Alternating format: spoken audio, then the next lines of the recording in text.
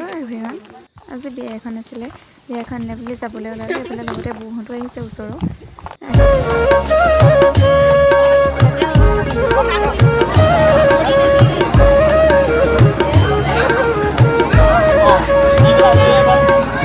এইফালে আমি আকৌ খাবলৈ বুলিও আহিলোঁ।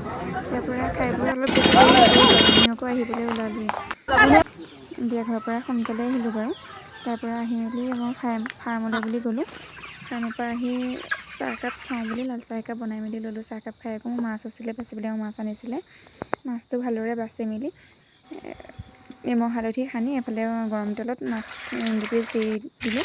ভালদৰে এইখিনি মাছ কেইপিচ ভাজি হোৱাৰ পিছতে মাছ কেইপিচ কাঢ়ি লৈ লগতে আকৌ ফুলকবি আৰু আলু বইল কৰি লৈছিলোঁ।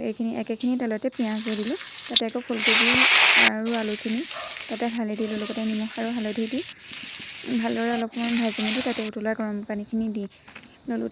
লগতে আকৌ ইয়াতে মাছ কেইপিচো দি ল'লোঁ। এইফালে আকৌ এওঁলোককো ভাতকেইটা খাবলৈ দি ল'লোঁ। আজিলৈ পাই, যদি ভিডিঅ'টো চাই ভাল পায় প্লিজ চেনেলটো ছাবস্ক্ৰাইব কৰি দিব।